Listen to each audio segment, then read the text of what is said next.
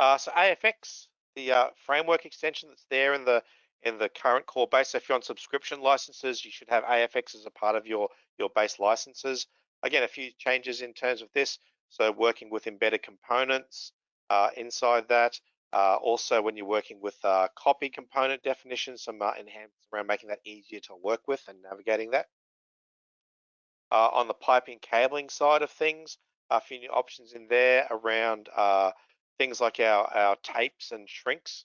Okay, so that sort of manufacturing side of things, those little bits and pieces you put on your cables to help with that. So there's a new branch tape to represent the tape wrapped around your wires and junctions. There's also a new stiff shrink feature. Okay, so if you're putting your heat shrink on, that's not going to bend. You want to keep that straight along its axis, so it can use this stiff shrink feature. On the data exchange for ECAD side, so now there's the ability to support slots inside ECAD boards. So they're a specific sort of ECAD cut that has an attribute as opposed to just your standard drilled holes. Design exploration extension. So again, this is all stuff that's there in the subscription licenses as part of the core packaging now.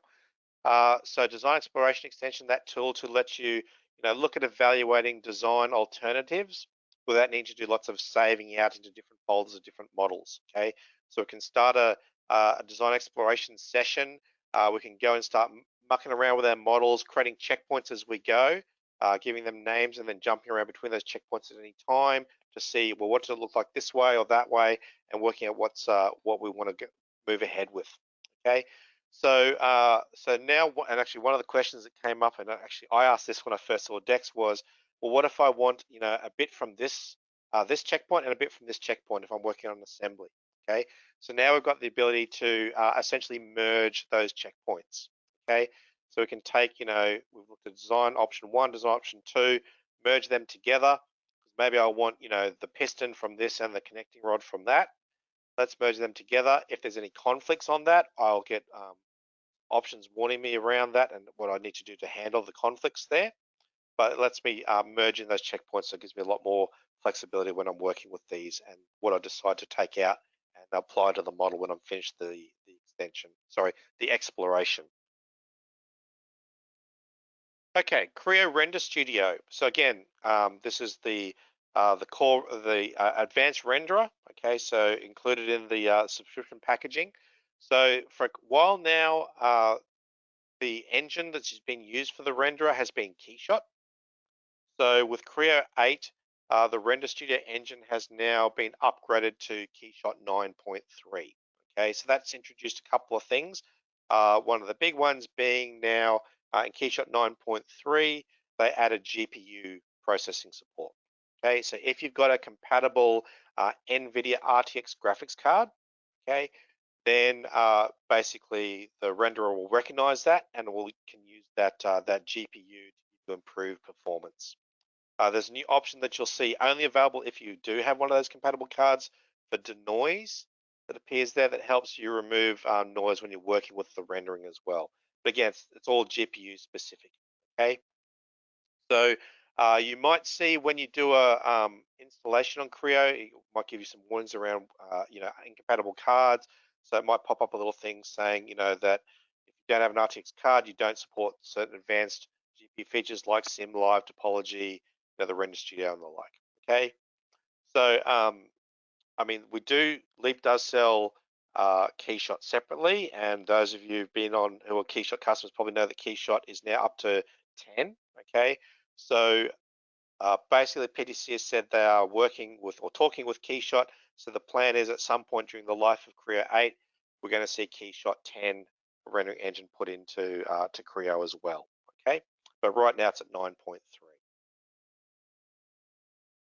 All right, other bits and pieces, model check. Okay, so there's a bunch of changes in model check back in Creo 7, mainly around supporting multi-body. Okay, so there's a few more things in multi-check again around multi-body and the new options for dealing with any wig sketcher DIMMs as well. Okay, I did mention this before, a little bit more detail on this about the Unite and Data Exchange. Okay, so again, if you're dealing with importing data from other CAD tools, we can support their equivalents of inseparable assembly. Also on the data exchange side of things as well.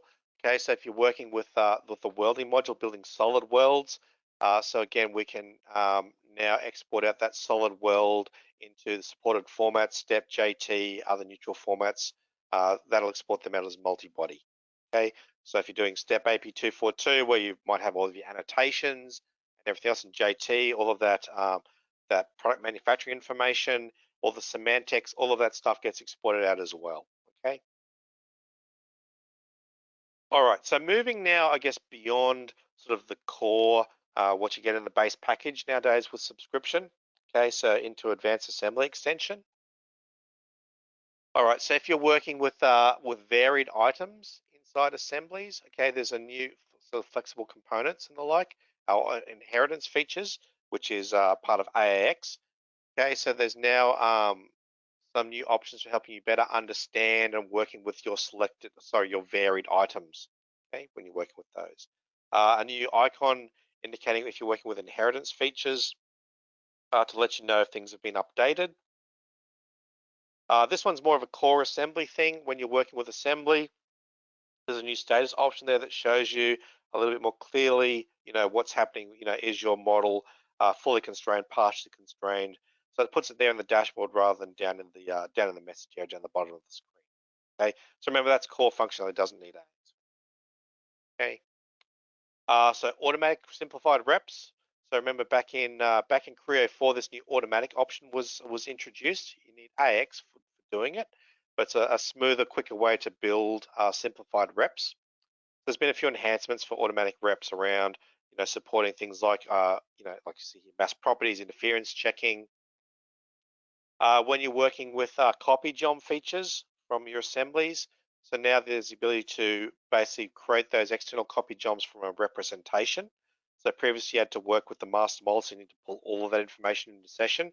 Now we can just work with an automatic rep and it'll just on demand pull through the stuff that it needs to help you define that copy geom for data sharing. Okay.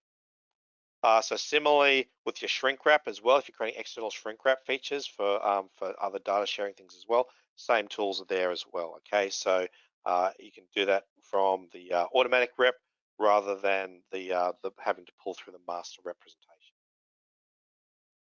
Some other bits and pieces, so reference model access. So if you are working with those data sharing features, copy joms or external copy joms, hopefully you're using those, shrink wraps, things like that. So the ability to basically more easily pull through that reference information and grab that when you need it. The publish geom feature. So again, if you're using, skeletons, copy geoms, hopefully using publish geoms. So publish geom features now, when you create them, they are automatically placed into the footer down at the bottom of the model tree by default. Okay, so that's what we usually recommended anyway, was to put them at the footer to keep them, make them easy to spot rather than leaving them sort of floating around inside the model tree where you might have to scroll up and down to find them, but they're now in the footer by default. Okay, so if you've got existing models that have publish geom features in, they will stay there. So you can drag it down into the footer. Okay, uh, if you really need to put them out, you've got a config option that lets you control that. Okay.